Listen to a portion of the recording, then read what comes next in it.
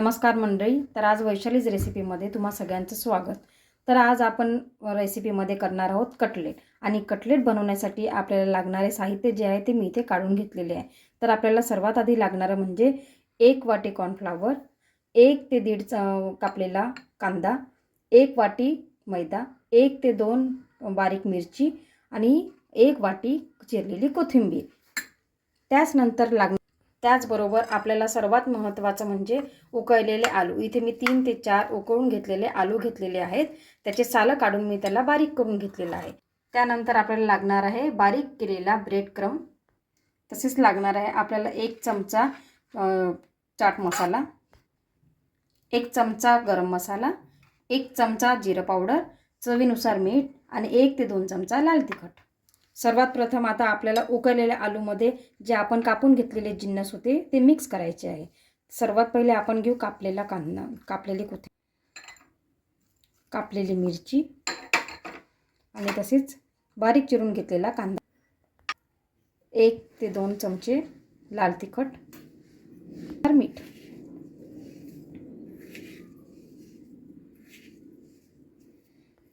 आता आपण याला मिक्स करून घेऊया. आता आपण बघू शकाल की इथे आपण स्टफिंग तयार केलेली आहे. आता ही तयार केलेल्या स्टफिंगचे आपण गोल किंवा लांब आकारामध्ये याचे गोळे बनवून एका प्लेटमध्ये काढून ठेवू. बघू शकाल मंडळी, आता आपण हे आलूच्या याचे गोळे करून घेतलेले आहेत इथे.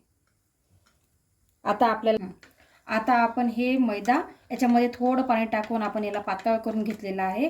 तसंच कॉर्नफ्लॉवर आपण याला सुद्धा थोडं पातळ करून घेतलेलं आहे.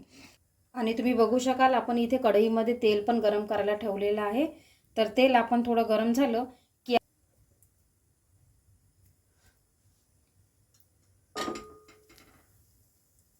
चला मंडळी, आता आपलं तेल गरम झालेलं आहे. तर आता आपण हे जे बॉल तयार करून घेतलेले होते याला या मैद्यामध्ये डीप करून घ्यायचे. त्याच्यानंतर आपल्याला कॉर्नमध्ये पण याला व्यवस्थित डीप करून मग याला ब्रेड क्रम्बमध्ये घोळवून याला आपल्याला तेलामध्ये फ्राय करायचे आहे.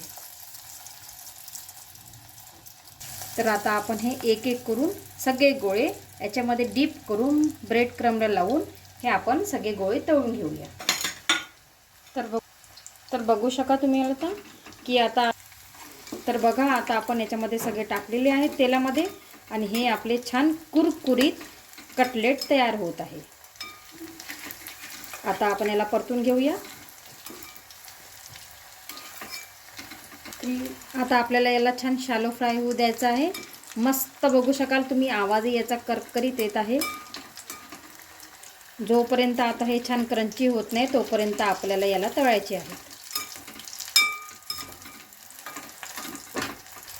तर बघू शकाल मंडळी, हे आपले कटलेट आता रेडी झाले आहे.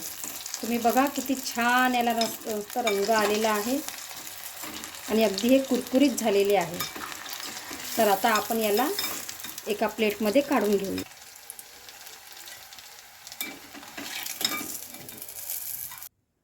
तर मंडळी, आता आपले कटलेट इथे रेडी झालेले आहे आणि तुम्ही बघू शकाल किती छान कुरकुरीत झालेले आहे.